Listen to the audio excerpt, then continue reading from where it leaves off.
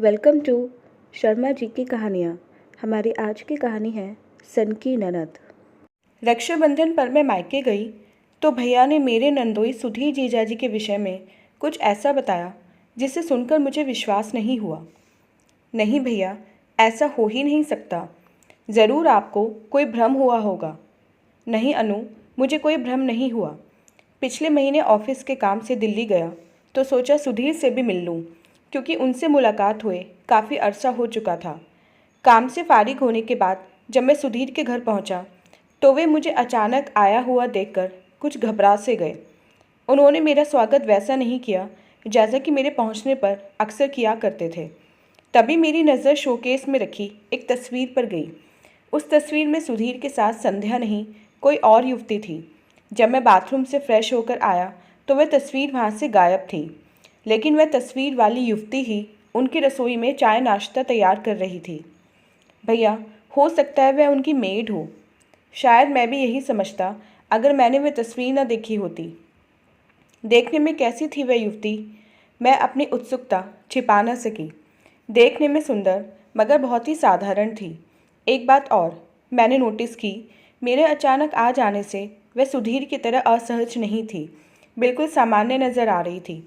उसके हाथ की चाय और नाश्ते में आलू प्याज की पकौड़ियों और सूजी के हलवे के स्वाद से ही मैंने जान लिया था कि वह साक्षात अन्नपूर्णा होने के साथ साथ एक कुशल गृहिणी है। सुधीर जीजाजी ने आपका उससे परिचय नहीं करवाया? उसको चाय नाश्ते के लिए कहते वक्त सुधीर शायद मुझे यह दर्शा रहे थे कि वह उनकी मेड है, लेकिन उनके साथ उसकी तस्वीर, फिर तस्वीर का गायब होना और मेरी उपस्थिति से सुधीर का असहज होना इस बात की तरफ साफ संकेत कर रहा था कि वह युवती उनकी मेड नहीं बल्कि कुछ और है। भैया, इस विषय में हमें संध्या दी को तुरंत बता देना चाहिए, मैंने उतावले स्वर में कहा। नहीं अनु, इस विषय में तुम संध्या दी को कुछ नहीं बताओगी, भैया के बजाय भाभी बड़े ही कठोर और आदेशात्मक लहजे में बोली। भाभी, आप एक औरत होकर भी औरत के साथ अन्याय की बात कर रही हैं। संध्या दी मेरे पति की सगी बहन हैं, मेरी ननद हैं, जैसे मैं आपकी ननद हूँ। जानती हूँ मैं, संध्या आपके पति की सगी बहन है, लेकिन 14 साल पहले वह अपने पति से बुरी तरह लड़ झगड़ कर अपनी मर्जी से अपनी दोनों बेटियों को लेकर मायके आ गई थी। सुधीर और उनके परिवार वालों ने लाख कोशिश की कि वह लौट आए, लेकिन हर बार उन्हें संध्या दी ने अपमानित किया। ऐसी स्थिति में सुधीर के माँ बाप ने चाहा भी कि दोनों का तलाक हो जाए, लेकिन संध्या दी पर तो जैसे जिंदगी भर सुधीर को परेशान करने का जुनून सवार था। शायद इसी वजह से उसने सुधीर को तलाक भी नहीं दिया। जानती हो अनु, जब तुम्हारी संध्या दी ने अपना ससुराल छोड़ा था तब अपने पति के मुंह पर थूक कर गई थी। तो भला कौन पति अपनी ऐसी बेइज्जती सहेगा? इतना सब कुछ हो जाने के बावजूद सुधीर की इंसानियत और बड़प्पन देखो कि वे उसका और दोनों बेटियों का पूरा खर्चा बिना किसी हील हुज्जत के नियम से दे रहे हैं। उनकी हर सुख सुविधा का ख्याल भी रखते हैं, महीने में उनसे मिलने भी आते हैं।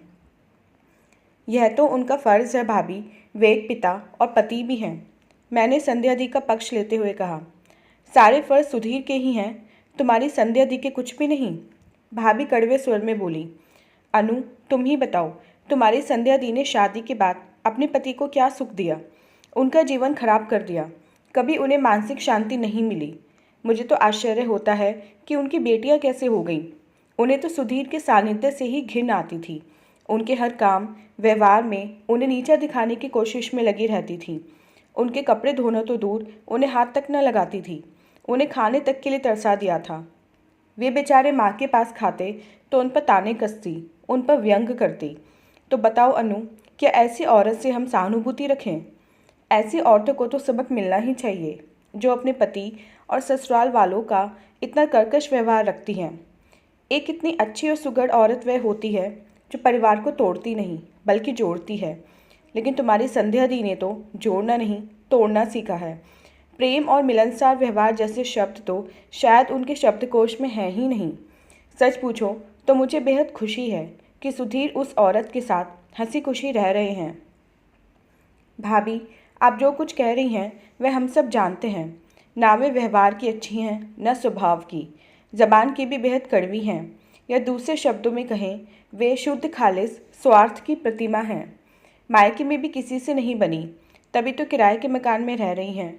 लेकिन एक औरत होने के नाते हमें ऐसा होने से रोकना चाहिए और संध्या दी को सब कुछ बता देना चाहिए। अनु, इस मामले में मेरी सोच तुमसे जुदा है। मैं भी एक औरत हूँ, लेकिन इस प्रकरण में मैं सुधीर का साथ दूंगी, क्योंकि हर जगह आदमी ही गलत नहीं होता। 95% मामलों में दोषी ना होते हुए भी पुरुषों को ही दोषी ठहराया जाता है। अगर एक पति अपनी कर्कशा पत्नी को पूरा खर्चा दे रहा है, अपनी जिम्मेदारियों को बखूबी निभा रहा है और इसके एवज में अगर वह अपना एकाकीपन दूर करने के लिए एक औरत के साथ सुखी, संतुष्ट और तनाव मुक्त जीवन जी रहा है, तो उसमें गलत क्या है? वह औरत भी पूरी सच्चाई से वाकिफ़ है, तो बुरा क्या है? प्लीज़, जैसा चल रहा है चलने दो। इस बारे में संध्या को बताने का मतलब साफ है कि सुधीर का जीवन पहले से और भी बदतर हो जाना, क्योंकि संध्या की फितरत से वाकिफ़ हूँ मैं। लेकिन भाभी, उस औरत को अंत में क्या हासिल होगा? कानूनी रूप से तो संध्या ही उनकी पत्नी है। सुधीर जीजाजी के ना रहने पर उनकी सारी संपत्ति, जमीन जायदाद और पेंशन पर तो संध्या दी का ही हक होगा। यह सब छिपाकर हम उस औरत के साथ भी तो एक तरह से अन्याय ही कर रहे हैं। मैंने चिंतित स्वर में कहा, नहीं अनु, तुम किसी के साथ कोई अन्याय नहीं कर रही। मैं जानती हूँ सुधीर जैसे नेकदिल इंसान मात्र अपने सुख और स्वार्थ के लिए उस औरत के साथ कोई धोखा नहीं करेंगे, ना ही उसे अंधेरे में रखेंगे। पूरी ईमानदारी और पारदर्शिता के साथ वे अपना रिश्ता निभाएंगे। मुझे पूरा विश्वास है कि सुधीर जैसे पढ़े लिखे, समझदार और दूरदर्शी व्यक्ति ने उसके सुखी और सुरक्षित भविष्य के लिए कुछ न कुछ प्रबंध अवश्य कर दिया होगा। रही बात संध्या की, तो ऐसी औरतों को तो सबक मिलना ही चाहिए जो बिना वजह अपने पति और ससुराल वालों को प्रताड़ित करके उन्हें कानूनी धमकी देकर अपने मायके आ जाती हैं। इस श्रेणी में तुम्हारी संध्या दी भी आती हैं। ये बात मैं ही नहीं, तुम और तुम्हारे ससुराल वाले और यहाँ तक कि दोनों तरफ के रिश्तेदार या पड़ोसी भी जानते हैं। इसलिए यह निर्णय मैं तुम पर छोड़ती हूँ कि तुम संध्या को बताकर सुधीर की खुशहाल जिंदगी में जहर घुलवाओगी या चुप रहकर उनकी वर्तमान खुशियाँ बरकरार रखोगी। कहकर भाभी चुप हो गई। जानती हूँ मैं, भाभी ने जो कुछ कहा है वह एकदम सच कहा है, क्योंकि सुधीर जीजाजी उनके करीबी रिश्तेदार हैं। उन्होंने अपना दर्द उनसे बयां किया। मैं अजीब कश्मकश में हूँ कि एक निर्दोष आदमी की खुशियों की खातिर चुप रहूँ या फिर एक कटु, कठोर व कर्कश औरत के न्याय के लिए बोलूँ।